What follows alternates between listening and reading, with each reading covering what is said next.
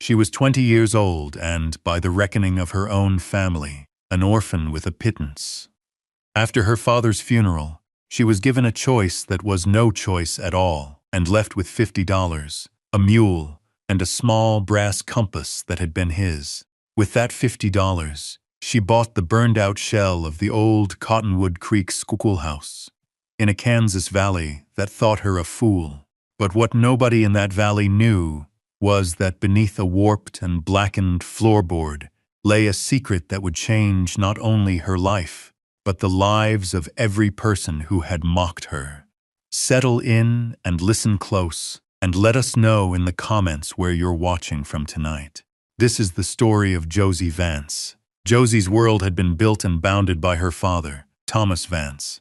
He was a surveyor, a man who understood the world not in acres or dollars, but in degrees, minutes, and seconds of arc. He saw the land as a series of truths waiting to be measured and recorded, a language spoken by ridgelines, creek beds, and the slow turn of the earth. From the time she was old enough to walk without stumbling, Josie had walked beside him, her small hand in his. He never spoke down to her. He taught her to read a Gunter's chain not as a length of metal, but as a sentence of 100 links, each telling a fraction of a story. He taught her to trust the needle of a compass more than the words of men, for the needle always sought the truth of north, while men's words often sought only the advantage of the moment. Her mother had died when she was 4, a fever that came on fast, and left a silence in their small house that Thomas never quite managed to fill. Instead, he filled their lives with work. They traveled the state, laying out town sites that were little more than hopeful grids on an empty prairie, and retracing the boundaries of old homesteads where fences had long since rotted away. He taught her how to sharpen a pencil with a penknife to a perfect needle-fine point, how to mix ink from powder, and how to draft a plat map with lines so clean they looked as if they had been etched in glass.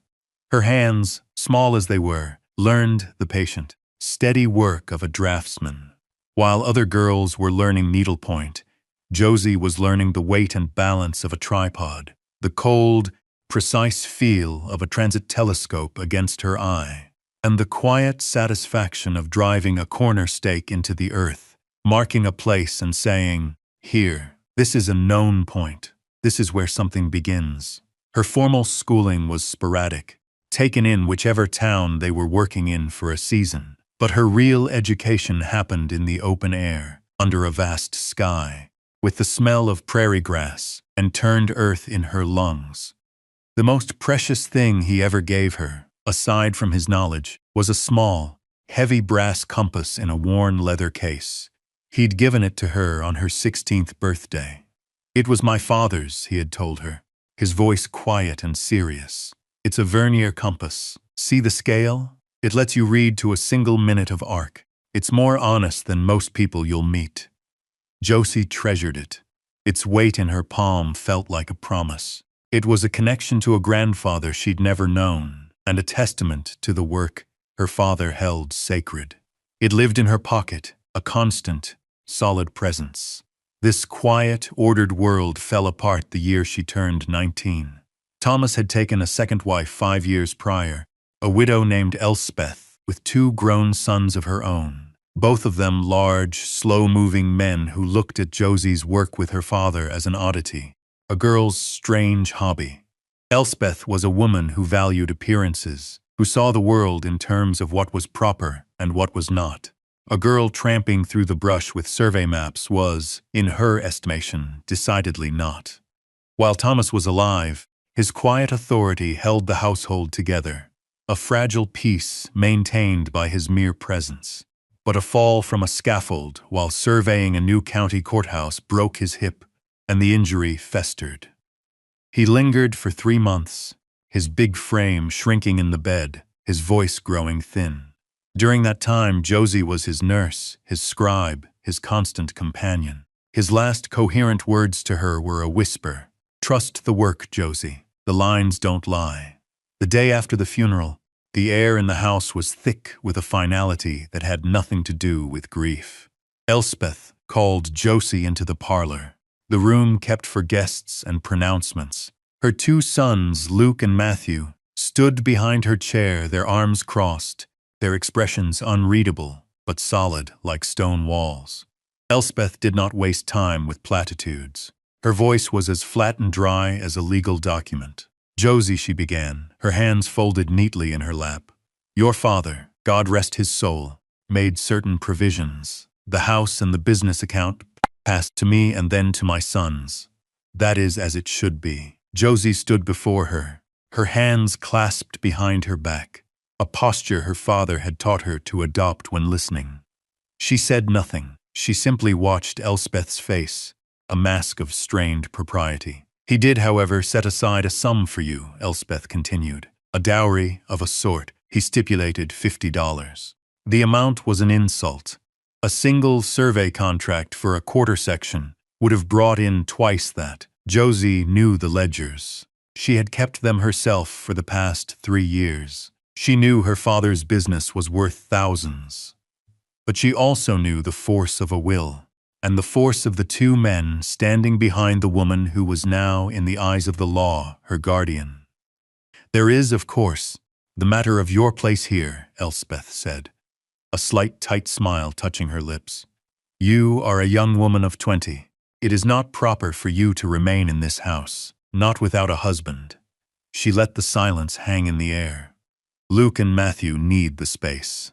And frankly, your particular habits are not suited to a respectable home." Josie's gaze did not waver. She thought of the ink stains on her fingers, the mud on her boots, the quiet hours spent at her father's drafting table. These were her habits. "So you have a choice," Elspeth concluded, her voice taking on a tone of magnanimity that was more cruel than any anger. "You can take the $50 and make your own way, or you can accept my charity, in which case the money will be used for your upkeep, and you will be expected to contribute to the household in a more suitable manner, as a domestic." It was a cage disguised as a choice. To stay would be to erase everything her father had taught her, to become a servant in her own home. To leave was to walk into an unknown world with almost nothing.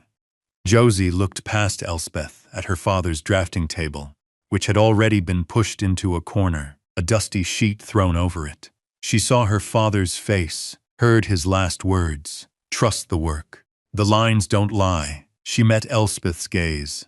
"I'll take the money," she said. Her voice was even, betraying nothing. There was a flicker of surprise in Elspeth's eyes, quickly masked. She had expected tears, pleading. She had not expected this quiet acceptance. Matthew was sent to fetch the cash box. He counted out the bills and coins onto the polished parlor table. $50. Josie did not move. "And my father's tools?" she asked. Elspeth waved a dismissive hand. "The tools belong to the business. They are not yours to take." "The compass," Josie said, her voice dropping, becoming harder. "The vernier compass. It was a gift from his father to him, and from him to me. It is mine."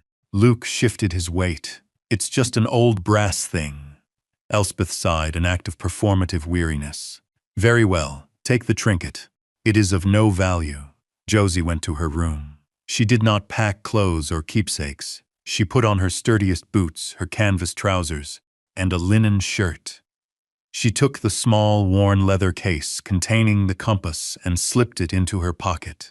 She walked out of the house without looking back, went to the stable, and saddled the old mule, Bess, that had been her companion on 100 survey trips. She tied her bedroll and a small sack with a loaf of bread and a canteen of water behind the saddle. As she led Bess out of the gate, she did not look back at the house where she had been born.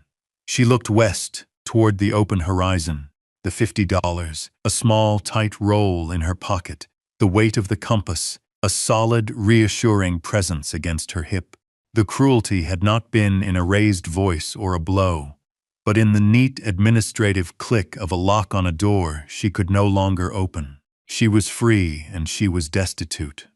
The road west from the settled town was a pair of ruts carved into the prairie, a faint suggestion of direction in a vast sea of grass.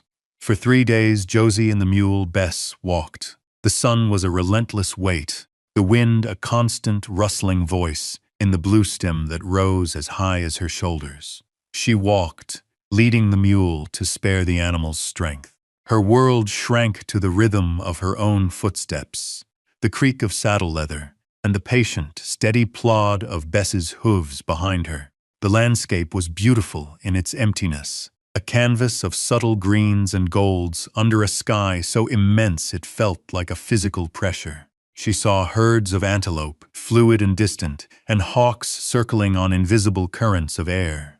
At night she made a small, smokeless fire from buffalo chips, ate a piece of her bread, and slept rolled in her blanket, the compass in its case tucked under her head for a pillow. The $50 in her pocket felt both impossibly small and enormously heavy. It was all she had. It was everything. She was not afraid. Her father had taught her how to read the land, how to find water, how to navigate by the stars. She was lonely, but she was not lost. On the 4th day, the flat prairie began to ripple, rising into low, rolling hills cut by creeks lined with cottonwoods and willows. She was entering the Flint Hills, a rougher country, less suited to the plow. The farms were fewer and farther between, the homesteads smaller, hunkered down in the folds of the land. It was late afternoon when she crested a rise and looked down into a small valley. A creek, the Cottonwood, snaked through the bottomland, its course marked by a ribbon of trees. A handful of ranches were scattered across the valley floor, their houses and barns looking like small, lonely toys. And there, on a slight prominence near the creek, stood a ruin. It was a single-story structure, built of the local limestone, but its roof was gone, and the stone walls were blackened with soot. Josie could see the sky through the empty window frames. It had the shape and placement of a public building, a church or a school. She guided Bess down the long, gentle slope. As she drew closer, she saw a man on horseback watching her from the gate of a nearby ranch. He was old, with a weathered face and eyes narrowed against the sun. As she reached the dirt track that ran the length of the valley, he rode out to meet her. "Afternoon," he said, his voice a low rumble. He looked at her, at the mule, at the bedroll. He took in her trousers and her dusty, travel-worn appearance. "You're a long way from anywhere, miss." "I'm looking for a place," Josie said simply. "This valley taken?" "Most of it," the man said. He gestured with his chin toward the ruin. "That's the old schoolhouse. Burned out last spring, lightning strike." "Is the land it's on for sale?" Josie asked. The man squinted at her, a flicker of amusement in his eyes. "The land? It's a 1-acre plot, county land. Too small for a farm, too rocky for good pasture. Nobody wants it, especially not with that wreck on it." "Who would I talk to about buying it?" He seemed to consider this, looking her over again. "County seats in Council Grove. Talk to the clerk. But I can tell you right now, you'd be wasting your money." "How much do you think they'd ask?" Josie persisted. The man let out a short, dry laugh. "For that? Can't imagine they'd ask more than $10. Might even pay you to haul the stone away. Name's Silas Croft," he added, as if deciding she was more than a passing curiosity. "That's my place there, Josie Vance." "Well, Miss Vance," Silas said, tipping his hat slightly, "that schoolhouse ain't worth the trouble of looking at it. But the county clerk's name is Miller. Tell him Silas Croft sent you." Josie thanked him and moved on, leading Bess toward the burned-out building. She didn't go to Council Grove right away. She spent the rest of the afternoon walking the small plot of land. It was, as Silas had said, rocky. The soil was thin. But it had a well with a stone casing, and the creek was only 100 yards away. The location was good, set on a rise that wouldn't flood. She walked through the ruin, her boots crunching on charred wood and broken slate. The stone walls were thick, 2 feet at least, and though blackened, they were sound. The fire had been hot and fast, consuming the roof, the floor, the desks, but the bones of the building were still there. She felt a strange sense of peace in the ruin. It was a place of endings, but her father had taught her that every ending point was also a beginning point. It was a known location. It had been measured and marked. That night, she camped within the shelter of the stone walls. In the morning, she left Bess to graze by the creek and walked the 12 miles to Council Grove. She found the courthouse and the clerk, a man named Miller with a green eye shade and ink-stained cuffs. He was perplexed by her request, but, after checking his plat book, confirmed the plot was for sale. $10, he said, echoing Silas Croft's guess. And it's yours as is. Josie counted out the money. It was a tenth of what she had. Miller filled out the deed with a scratchy pen, his expression a mixture of pity and disbelief.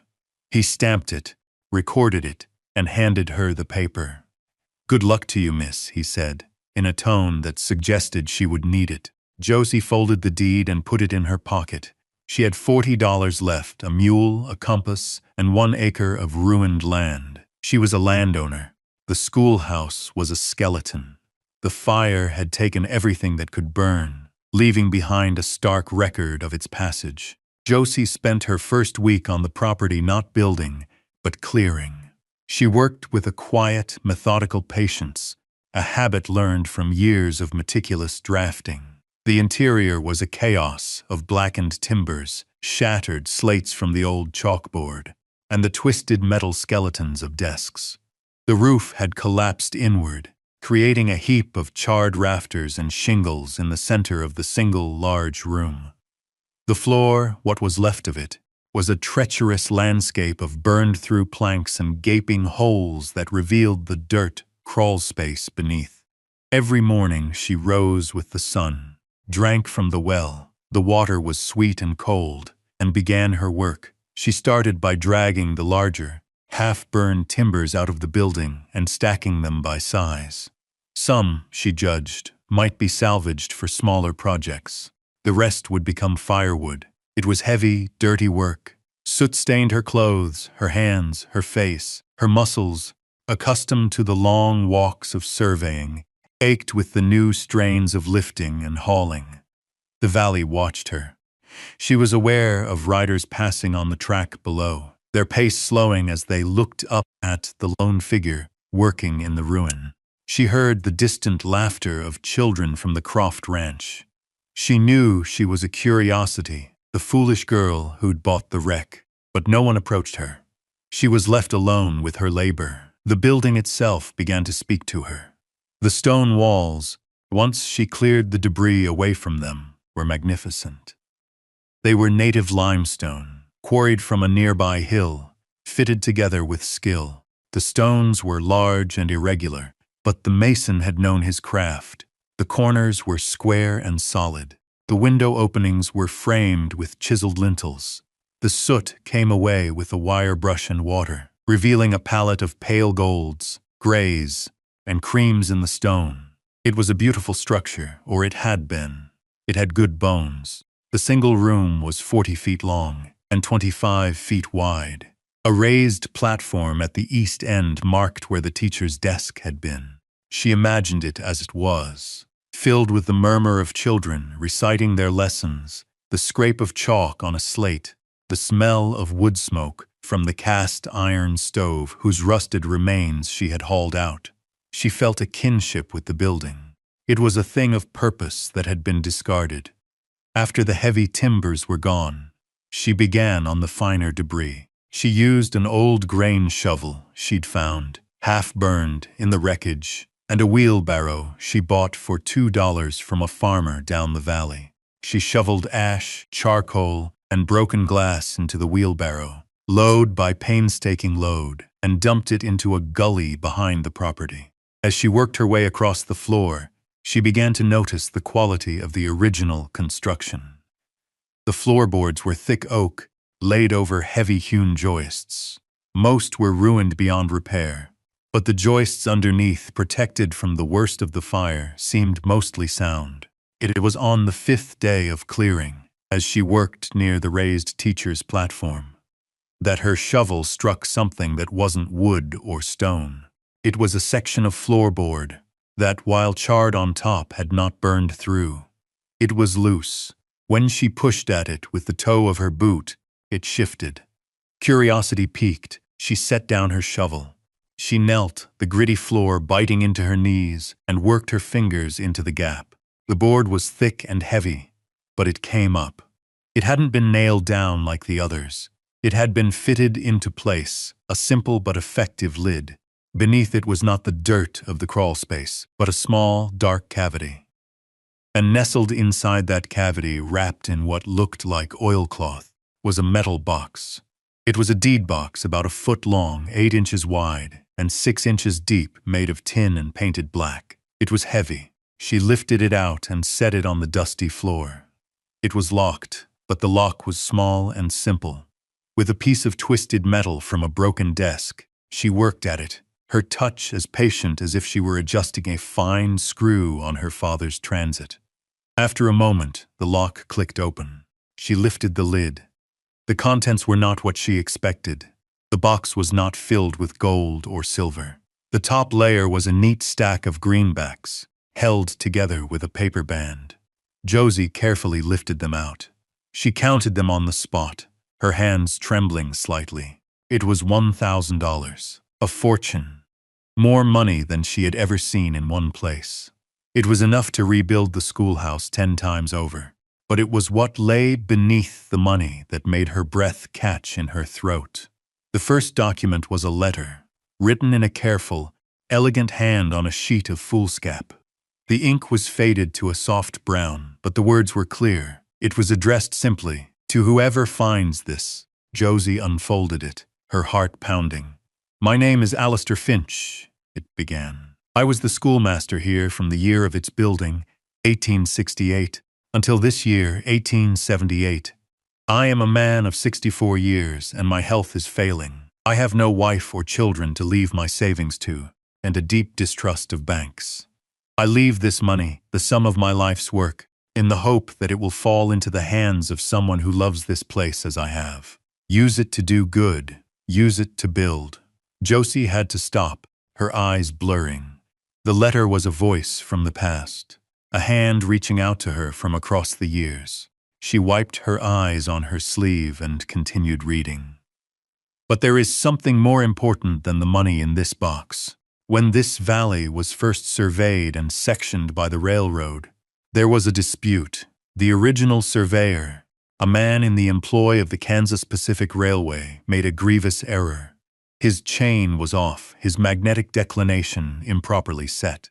The section corner marker from which this entire valley was laid out is in fact misplaced by a full 120 yards to the east. I discovered this when I did my own survey for the school plot, a task I undertook myself to ensure its permanence. The documents enclosed will prove it. They are the original Federal Survey notes from 1857, which I acquired from a friend in the General Land Office, and my own resurvey, cross-referenced and witnessed. The deed to this 1-acre plot, also enclosed, was filed correctly against the true survey line, not the mistaken one. Josie's mind raced. She was a surveyor's daughter. She understood exactly what Alistair Finch was saying. If the main corner marker was wrong, then every property line in the entire valley, every farm, every ranch, every fence, was also wrong. They were all shifted.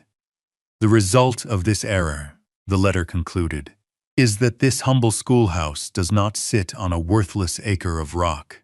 It sits at the true heart of this valley, the creek, the fertile bottomland, and the pastures of what is now the Croft and the Miller ranches. All fall, in fact, within the legal boundaries of this school plot, expanded by the correction of the survey lines. The land you stand on is not 1 acre, but closer to 600. I never acted on this knowledge. I had no wish to dispossess my neighbors, who are good people, even if they are farming land that is not, by the letter of the law, theirs. But the truth is the truth. The lines do not lie. I leave this knowledge and the proof in your care. What you do with it is a matter for your own conscience. Godspeed. Alistair Finch. October 12, 1878. Josie sat back on her heels, the letter shaking in her hand.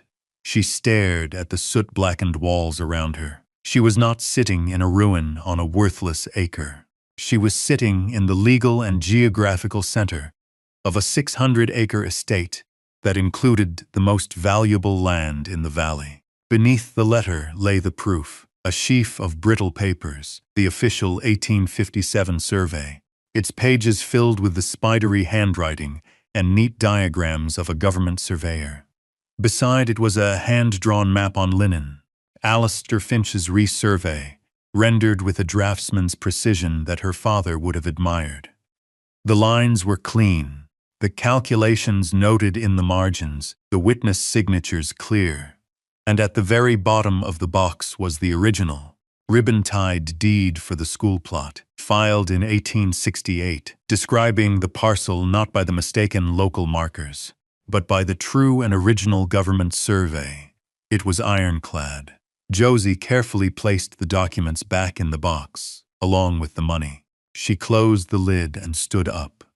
She looked out through an empty window frame, down at Silas Croft's ranch house, nestled by the creek. She thought of his dismissive kindness, the pity in the county clerk's eyes, the mockery of the passing riders. They thought she was a fool. They were all living on her land. A slow smile touched her lips. It was not a smile of malice or greed, but of profound, earth-shaking vindication. She wasn't a dispossessed orphan.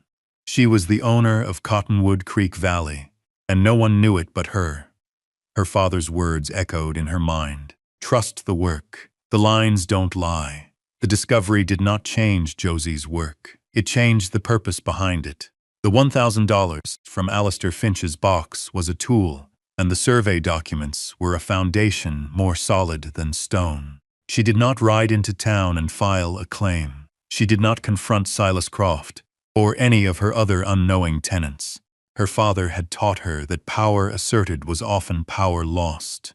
Power held in reserve, used with precision and patience, was the kind that lasted. Her first act was to secure her home. She rode best to Council Grove, but this time she did not go to the courthouse. She went to the lumber yard and the freight office.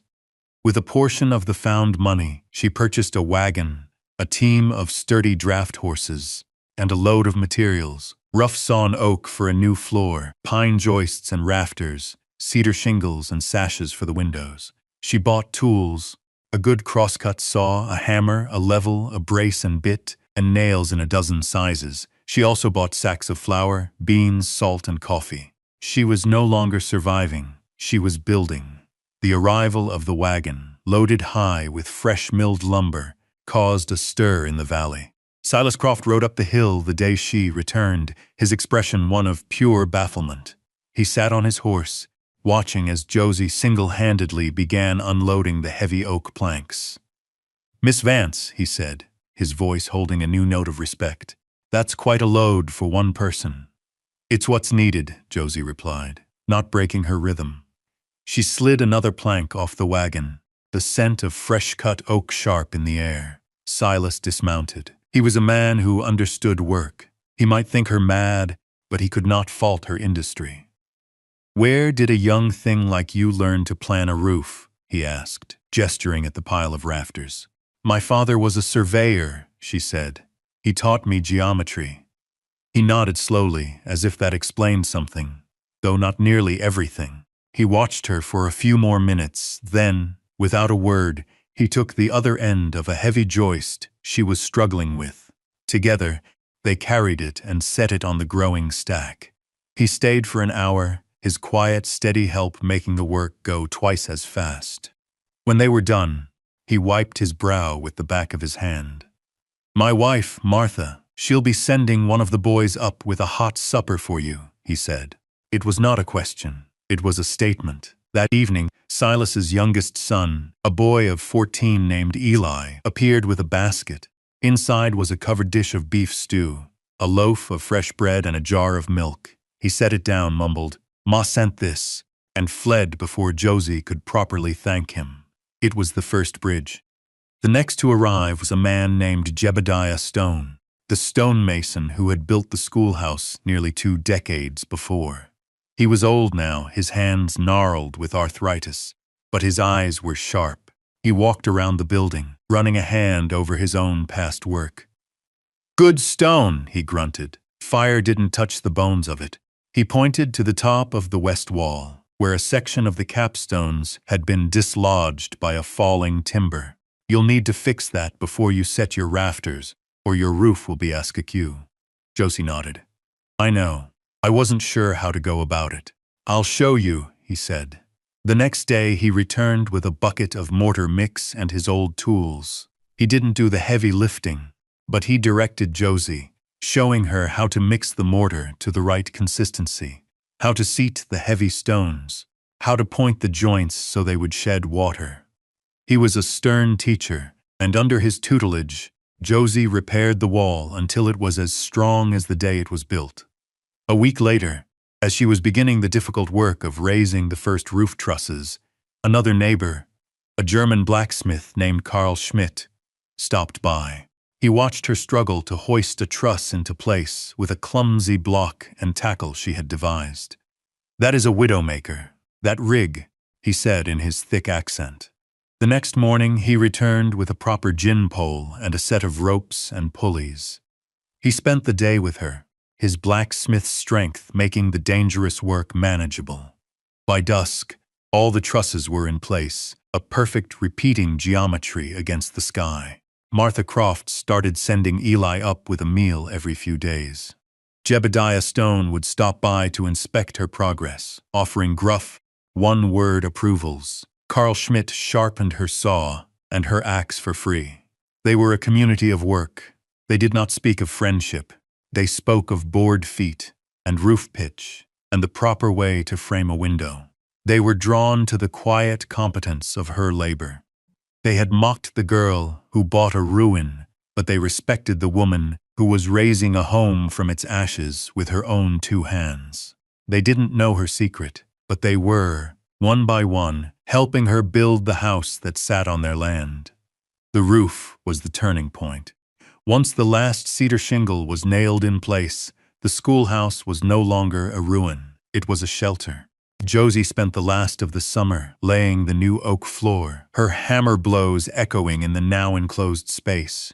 She installed the window sashes, and for the first time, light filled the room not through gaping holes, but through panes of glass. The space was transformed. It was vast and airy. The new wood glowing, the old stone walls, a warm, solid presence. She partitioned off one end of the large room, building herself a small, private living area with a bed, a table, and 2 chairs. The rest of the space remained open, dominated by a large stone fireplace she had commissioned Jebediah Stone to build in the center of the room. It was a masterpiece, drawing perfectly, filling the schoolhouse with warmth as the autumn nights grew colder. People's perception of her began to change. She was no longer the Vance girl who'd bought the wreck. She was Josie, the woman who lived in the old schoolhouse.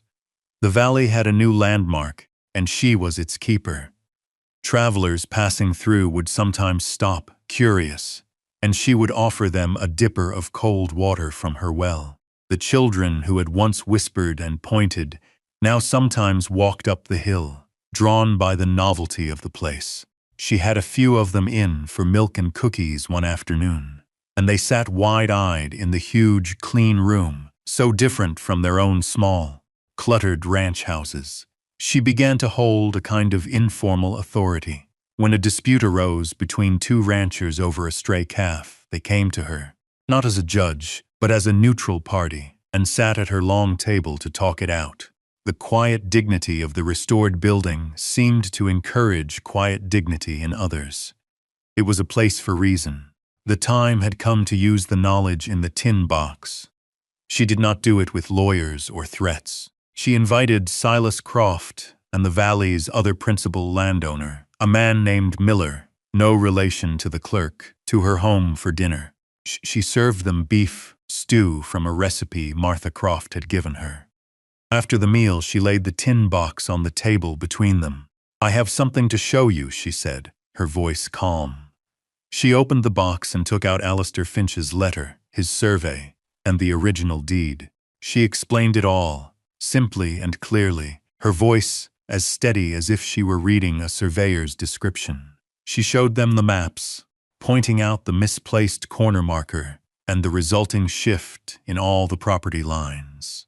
She let them see the truth for themselves, laid out in clean, undeniable lines.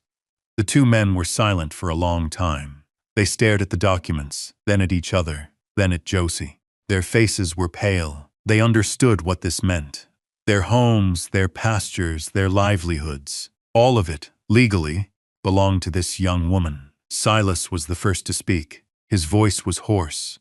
"What do you want, Josie?" She met his gaze directly. "I don't want your homes," she said. "I don't want to dispossess anyone. This valley is your life, just as it's becoming mine. Alistair Finch knew this land was yours in spirit, if not in law. I feel the same." She slid a new set of papers across the table. They were lease agreements she had drawn up herself, her drafting skills put to a new use. The terms were generous. A 99-year lease on their homesteads and pastures for the symbolic sum of $1 per year. "I want to be your neighbor," she said, "not your landlord in the way the world thinks of it.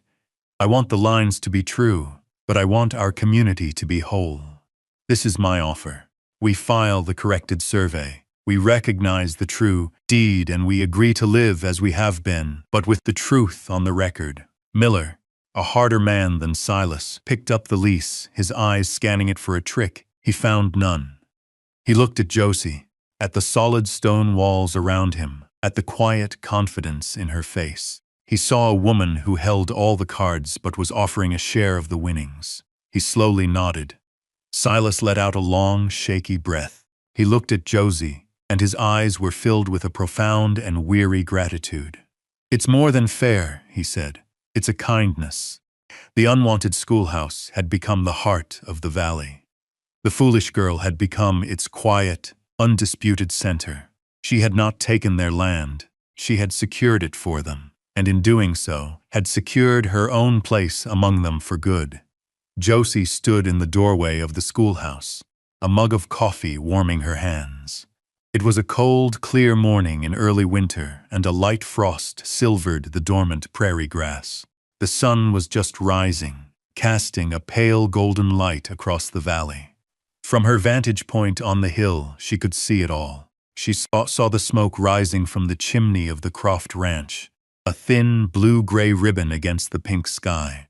She saw the dark shapes of Miller's cattle moving slowly across a pasture that was, by the lines on a map, hers, but by the grace of a lease, his. The valley was quiet, at peace. The corrected survey had been filed in Council Grove. The old, mistaken plat map was retired, and the new one, based on Alistair Finch's careful work, was now the official record. Nothing in the valley had changed, and yet everything had. The fences were in the same places, the cattle grazed the same fields, but the foundation of ownership was now set on truth, not error. The knowledge had settled over the community, not as a threat, but as a strange kind of liberation. Josie had become something more than a landowner. She was the keeper of the valley's truth. Inside the schoolhouse, the great room was filled with soft morning light. The long oak floor gleamed. The stone of the fireplace was cool to the touch. On the mantel, two objects sat side by side. One was the small, heavy brass vernier compass her father had given her, its needle quivering ever so slightly, forever seeking north. It was the tool of her past, the symbol of the knowledge he had passed down to her, the work he had taught her to trust. Beside it sat a small, intricately carved wooden bird, a songbird with its head tilted as if listening. She had found it at the very bottom of Alistair Finch's tin box, tucked beneath the deed. It was a small, personal thing, a piece of whittling done by the schoolmaster in his quiet hours. It represented the man she had never met, the hidden benefactor who had loved this place and left his legacy in the hands of a stranger. The compass that taught her to find the lines, and the bird that represented the heart within those lines. They belonged together. She was no longer Josie Vance, the dispossessed daughter. She was Josie of the schoolhouse. She thought of Elspeth and her stepbrothers, in their proper house in a town she could barely remember. They had cast her out with $50, thinking her finished. They had dismissed her as a girl with unsuitable habits. But it was those habits, the ability to read a map, to see the integrity in a stone wall, to trust the logic of a well-built thing, that had given her this life. The $50 had been the best investment she ever could have made. It had bought her more than a ruin. It had bought her a home, a community, and a future written in her own clean, steady hand. What began as the deepest loss of her life had become the foundation of her belonging. The lines, as her father had promised, did not lie. And here, in the quiet heart of the valley, she was finally truly home. We tell these stories to remember that what is discarded often holds the most value, and that true strength is not in what you take, but in what you build. Thank you for sitting with us tonight. If this story found a place in your heart, we hope you'll subscribe and share it with someone who might need it. And we'll leave you with this question to carry into your week. What is the burned-out schoolhouse in your own life that might hold a hidden treasure just waiting for a patient hand? We'll see you next time.